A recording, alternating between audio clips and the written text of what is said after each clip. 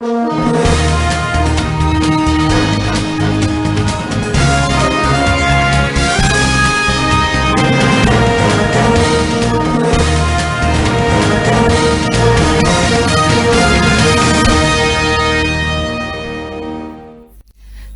heureuse de vous retrouver, mesdames et messieurs, pour vous informer. Voici le sommaire de ce journal. Le Premier ministre, chef du gouvernement, Jean-Michel Samalukonde, a ouvert les travaux du Conseil des ministres de la Communauté économique des États de l'Afrique centrale, CEAC, qui se tiendra ce samedi 25 février à Kinshasa. L'ambassadeur tunisien en République démocratique du Congo a fait une déclaration à la presse sur la situation qui prévaut actuellement en Tunisie, dont les étudiants congolais sont pourchassés par les services de sécurité. Une vingtaine de maisons a pris feu hier 23 février au quartier Nialukemba dans la ville de Bukavu. Les causes de cet incendie ne sont pas encore élucidées. Bonsoir mesdames et messieurs et bienvenue à ce journal. On va démarrer par cette information. Le président Félix Antoine Tshisekedi a procédé le jeudi 23 février 2023 à la mise en service du premier module de l'usine de la régie des distributions d'eau de Binza Ozone à Kinshasa, Ngalema. Cette usine a une capacité de production de 110 000 mètres cubes par jour pour desservir plus de 1 500 000 consommateurs. Suivez. Il s'agit d'un complexe industriel chargé de traiter et fournir de l'eau potable aux populations de communes de Ngaliema, Mongafula, dans la partie ouest de la capitale. Avec une capacité de production journalière de 110 000 mètres cubes d'eau, ce module est le premier d'une série de 2 autres qui sont en construction sur le même site. Selon les responsables de la Régie des eaux, cette usine devra atteindre dans sa phase finale la même capacité de production que l'usine de traitement d'Enjili, 330 000 mètres cubes d'eau par jour, ce qui fera d'elle la plus grande usine de traitement d'eau potable en Afrique centrale. L'usine de Binza Ozone vient renforcer la desserte en eau potable de la ville de Kinshasa, jadis déficitaire. Lancée par le président de la République en décembre 2019, les travaux de construction du centre de captage et de tous les compartiments de traitement ont duré 3 ans. Le président burundais Évariste Ndayishimiye et son épouse sont arrivés à Kinshasa ce vendredi où il va prendre part à la 22e session ordinaire de la conférence des chefs d'État et de gouvernement de la communauté économique des États de l'Afrique centrale prévue pour ce 25 février 2023 à Kinshasa. On restait toujours dans le même registre. Le Premier ministre Jean-Michel Samalukonde a ouvert les travaux du Conseil des ministres de la communauté économique des États de l'Afrique centrale, CEAC en sigle, qui se tiendra ce samedi 25 février à Kinshasa. Le chef du gouvernement a initié cette organisation sous-régionale à ne pas rester indifférente face à l'agression de la République démocratique du Congo par le Rwanda sous le couvert de M23. Regardez. Conférence de chefs d'État et de gouvernement de la communauté économique des États de l'Afrique centrale, le CEAC, qui se tiendra le samedi 25 février à Kinshasa. Le Premier ministre Jean-Michel Samalukonde a ouvert les travaux du Conseil de ministres de cette organisation sous-régionale hier jeudi 23 février 2023 à Congo Fleuve Hotel. Dans son mot de circonstances, le Premier ministre a souligné l'importance que son gouvernement accorde aux activités de la CEAC, qui est une organisation d'intégration régionale. Je me sens ce jour honoré d'ouvrir les travaux de ce Conseil des ministres de la communauté économique des États d'Afrique centrale. Contrairement aux us et coutumes de notre communauté, je saisis cette opportunité, alors que nous sommes encore au seuil de cette année 2023, pour vous réitérer mes vœux de paix et de bonheur. En effet, ma présence à ce segment du Conseil des ministres de la CEAC témoigne de l'intérêt particulier que le gouvernement de la République démocratique du Congo accorde aussi bien aux questions de l'intégration régionale en tant qu'outil indispensable de croissance et de stabilité politique entre les États qu'à la paix et la sécurité au niveau de la sous-région. Distingués invités, mesdames et messieurs, avant de poursuivre mon propos, permettez-moi de saisir cet opportun moment pour vous exprimer, messieurs les ministres et chefs de délégation, ainsi qu'à tous les membres qui vous accompagnent, mes très chaleureux souhaits de bienvenue, comme cela a déjà été dit, et d'un agréable séjour à Kinshasa. Pour les premiers ministres congolais, la CEAC, en tant que communauté au sens réel du terme, doit donc s'évider de toute dose d'hypocrisie diplomatique. La CEAC ne doit pas rester indifférente lorsqu'un État membre est agressé par un autre de la même communauté. Elle ne doit pas également reconnaître que toute insécurité freine manifestement le décollage économique de la sous-région. Ces questionnements interpellateurs, je l'espère, trouvera un écho favorable auprès de chefs d'État et de gouvernements des États membres de la communauté pour mettre fin à cette agression et enfin avoir la paix à l'est de la République démocratique du Congo et dans toute la sous-région. Paix avant, le président de la commission CEAC ainsi que le ministre de l'intégration régionale et président du conseil de ministres CEAC ont remercié les autorités de la RDC et très particulièrement le président de la République démocratique du Congo, Félix Antoine Tshisekedi, président en exercice de la CEAC, pour l'accueil et les meilleures conditions de travail.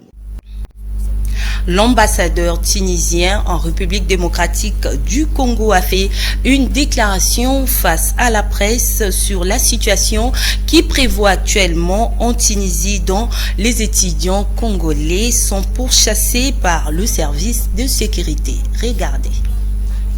Le discours du président tunisien Kais Saïd, qui prône les mesures urgentes contre l'immigration clandestine dans son pays, les Congolais vivant à Tunis se sentent menacés.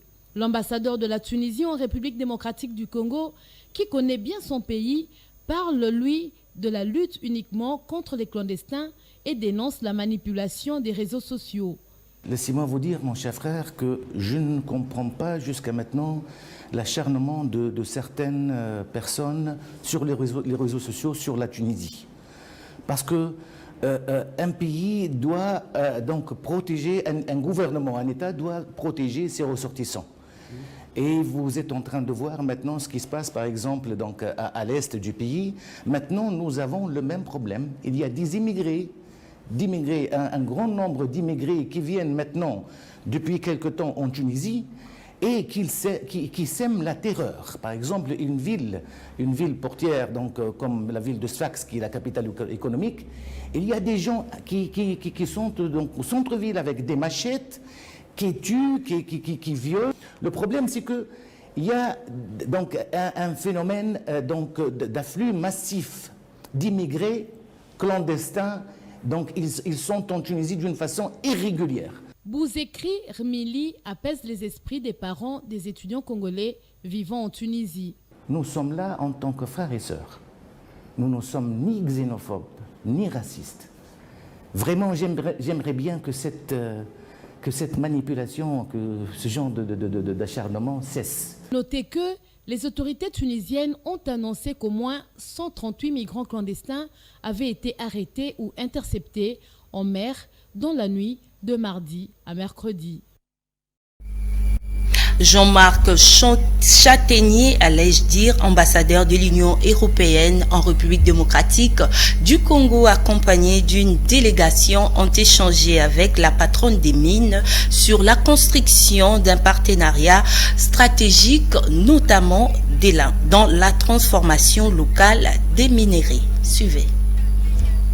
La ministre des Mines, Antoinette Samba Kalambaye, et l'ambassadeur de l'Union européenne en République démocratique du Congo, Jean-Marc Chantegnier, accompagnés d'une délégation, ont échangé ce mardi 21 février 2023 sur la construction d'un partenariat stratégique, notamment dans la transformation locale des minéraux. Les échanges avec la patronne des mines ont permis aussi à évoquer le préparatif de la visite dans les prochains jours de 2 commissaires européens en RDC. Au sorti de cette audience, Jean-Marc Chantegnier s'est confié à la presse. L'objectif, c'est en quelque sorte de sécuriser d'une part, bien sûr, l'approvisionnement normal, régulier de l'Europe en minerais, qui sont très importants pour nos industries, mais en même temps de nous assurer que ces minerais bénéficient à la population congolaise, qu'il y ait de la création de ce qu'on appelle de la valeur ajoutée, donc qu'il y ait du travail qui soit fait sur place, qu'on élimine tout ce qui est travail dans des mines artisanales des enfants, qu'on élimine aussi tout ce qui est exploitation liée aux minerais de conflit, et donc on établisse des chaînes de minerais qui soient garanties en approvisionnement responsable, et que le développement de toute la filière minière bénéficie à tout le monde, et en premier lieu à la population congolaise. Très confiante dans sa démarche pour le développement de la RDC, Madame Antoinette Samba Kalambaye s'est montrée très réceptive et engagée pour booster le secteur minier. En culture, les volontaires régionaux recrutés par l'Organisation internationale de la francophonie ont débuté récemment une formation de renforcement des capacités. La dite cérémonie d'ouverture a eu lieu en présence du ministre de la Jeunesse et l'Initiation à la citoyenneté, Yves Bunkoulou, et de la conseillère du président de la République en matière de relations publiques, Madame Bibiche Kabengele.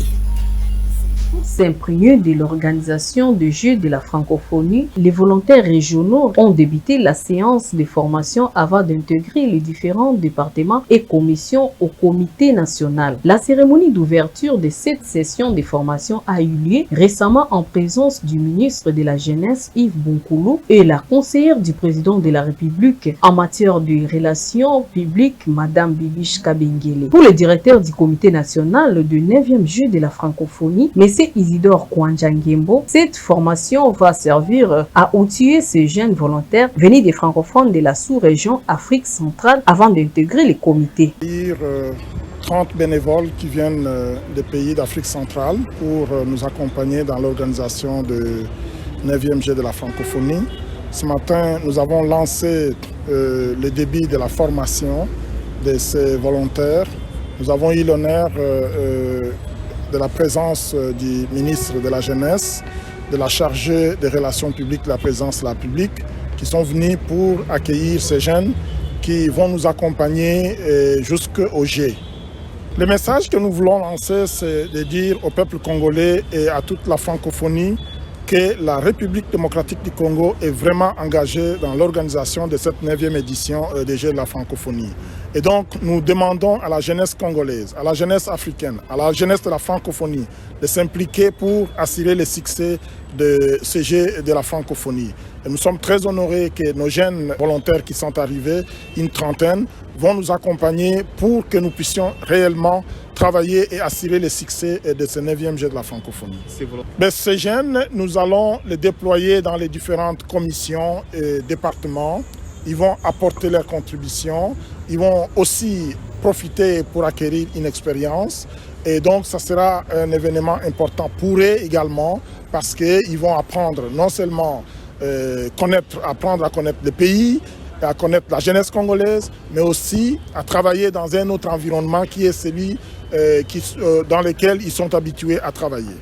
La formation est dispensée par les experts de l'Organisation internationale de la francophonie et de l'Université Senghor d'Alexandrie. Les experts de différents départements et commissions seront aussi au programme. Pour faciliter leur intégration, cette formation va s'étendre du 20 au 24 février 2023. En société, une vingtaine de maisons a pris feu hier jeudi 23 février au quartier Nyalukemba dans la ville de Bukavu. Les causes de cet incendie ne sont pas encore élucidées. Regardez. 21 maisons complètement calcinées et des dégâts matériels importants, tel est le bilan d'un incendie survenu le matin de ce jeudi 23 février au quartier Nyalukemba aux alentours du cimetière des Rosises dans la commune à Dibanda. Le chef de quartier Nyalukemba de Okura Sabati a fait savoir que plus de 90 ménages ont été touchés par ces sinistres et restent sans abri. Un jeune homme d'une vingtaine d'années a été brûlé aux mains pendant qu'il sauvait un enfant des lignes des maisons en feu, ajoute le chef de quartier Nyalukemba. Des sources concordantes indiquent que l'incendie a été causé par un court-circuit et que les constructions anarchiques et bien sûr la promiscuité des maisons ont accéléré la propagation du feu. Il y a certaines sources qui parlent d'électricité et d'autres qui parlent du gaz. À l'urbanisme, de surveiller chaque fois les constructions anarchiques, puisque sans chemin, on ne peut pas savoir aller limiter les dégâts ou sauver les quoi qui reste. Quelques familles ont réussi à sauver quelques biens, mais la majorité a tout perdu.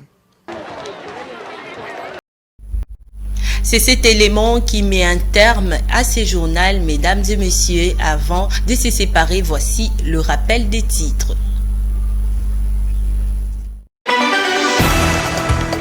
Le Premier ministre, chef du gouvernement, Jean-Michel Samalukonde, a ouvert les travaux du Conseil des ministres de la Communauté économique des États de l'Afrique centrale, CEAC, qui se tiendra ce samedi 25 février à Kinshasa.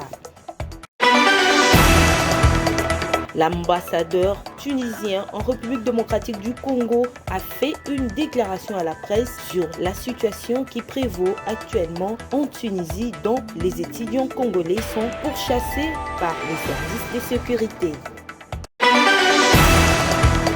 Une vingtaine de maisons a pris feu hier 23 février au quartier Nyalukemba dans la ville de Bukavu. Les causes de cet incendie ne sont pas encore élucidées.